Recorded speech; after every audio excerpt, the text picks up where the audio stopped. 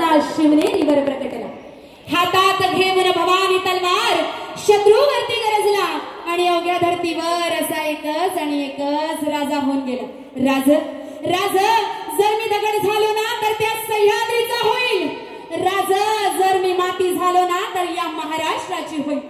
राजा तिलाच आमचा मित्र आणि आदिवासी शहर मंडळाचा अध्यक्ष सचिन भोईर यांचं मनापासून याकरिता कौतुक आहे की अतिशय स्तुत्य असं कार्यक्रम सामाजिक क्षेत्रात सांस्कृतिक क्षेत्रात ते करत असतात। आणि आता 2016 पासून त्यांनी हे दशावतार फ्रेम जे आहे जे रवळणा हे नाटक आहे, तर ते नाटक या ठिकाणी आयोजित केले आणि राजकारण म्हणून नाही तर 80% समाजकारण 20% राजकारण हा भाग भारतीय जनता पार्टीचे आमचे प्रदेशाचे अध्यक्ष रवींद्र चव्हाण साहेब यांनी आम्हाला नेहमी शिकवलेला आहे।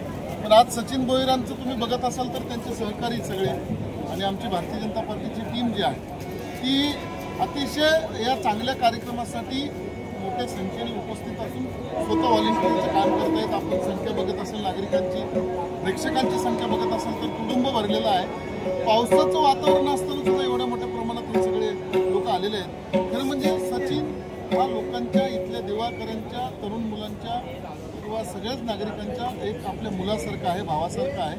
त्यामुळे सचिनवरती जीव आहेच, पण भारतीय जनता पार्टीला मानणारा वर्ग आणि कोकणवासी या ठिकाणी खूप मोठ्या प्रमाणात असल्यामुळे नुसतं कोकणाचीच लोक दिसत नाहीत आपल्याला, तर अनेक ठिकाणचे आलेला प्रेक्षक वर्ग आहे जो या नाटकातनं काहीतरी घेऊ इच्छितो आणि याकरिता आपण एक सांस्कृतिक कार्यक्रम आहे। आता तुम्ही बघत असाल तर मुंबई सगळी सिमेंटची नगरी आहे, याच्यातनं या सगळ्या धावपळीतनं आणि धकाधकीच्या जीवनातनं एखादा असं चांगला स्तुत्य कार्यक्रम आणि सांस्कृतिक कार्यक्रम जर आपल्यासमोर असेल तर तो खरंच सचिन भोईर आणि त्यांच्या सर्व टीमचं मनापासून याकरिता कौतुक करतो। 2016 पासून ते कार्यक्रम करतात, मनापासून सचिनला शुभेच्छा आणि नाटकमधल्या सगळ्या नाट्य क्षेत्रातील कलाकारांनाही मनापासून शुभेच्छा। एक मंडळाध्यक्ष या नात्याने आज या कार्यक्रमाच्या पार्श्वभूमीवरती तुम्ही दिवेकरांना काय संदेश द्याल? एक सांस्कृतिक कार्यक्रम आहे, कोकणवासियांची आणबाण शान, त्यांची संस्कृतीचा सन्मान आणि अभिमान म्हणजेच दशावतार। या दशावतार नाटकाचं जसं साहेबांनी सांगितलं, आमच्या प्रदेशाचे अध्यक्ष रवींद्रजी चव्हाण साहेब यांची शिकवणच आम्हाला आहे 80% समाजकारण आणि 20% राजकारण। हे जोपासतच आम्ही प्रत्येक वर्षी 2016 पासून ह्या नाटकाचं आम्ही आयोजन करीत आहे भारतीय जनता पार्टीच्या माध्यमातून। आणि दिवेकरांचा उत्स्फूर्त असा प्रतिसाद, भरघोस असा प्रतिसाद प्रत्येक वर्षी या कार्यक्रमाला लाभत असतो। या दशावतार नाट्य प्रयोगाच्या मंचावर समस्त मान्यवरांच्या उपस्थितीमध्ये श्रीफळ वाढवून कार्यक्रमाचा श्रीगणेशान केला जात आहे। बोला गणपती बाप्पा मंगलमूर्ती। वक्रतुंड महाकाय सूर्यकोटी समप्रभ निर्विघ्नं कुर्मे देवो सर्व कार्येषु सर्वदा। नाट्य प्रयोगाला काही क्षणात शुभारंभ होत आहे।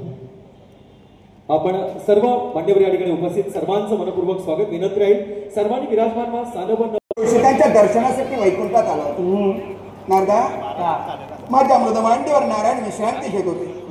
नारायणांना हाक देऊन त्याने पाहिली पण त्यांच्या हाकेला ओ नाही दिला आणि म्हणून त्या गोष्टीचा मला राग आला।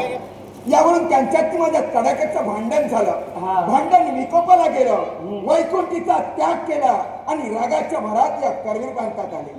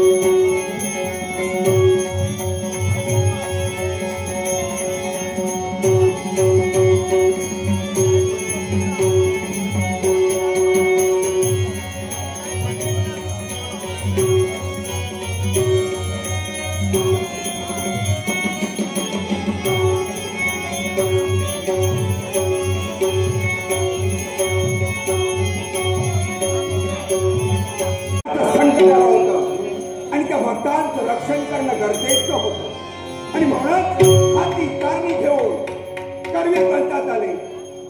दानवांचा या लक्ष्मीला सेवट केला, दानव मुक्त करवीर प्रांत बनविलं आणि त्या दिनापासून करवीर निवासिनी महालक्ष्मी आहे. मग महालक्ष्मी अंबाबाई सुद्धा तुला म्हटलं जातं. मग अंबा माता म्हणजे देवादिदेव महादेवांची भार्या. मग ती तर कशी का? अंबा तीच लक्ष्मी आणि लक्ष्मी तीच अंबा. हा, ही दोन रूप, ही दोन तत्व या करवीर प्रांतात कशी काय बसली? हो, ऐकणार का? ऐकूया. पार्वती देवी म्हणजे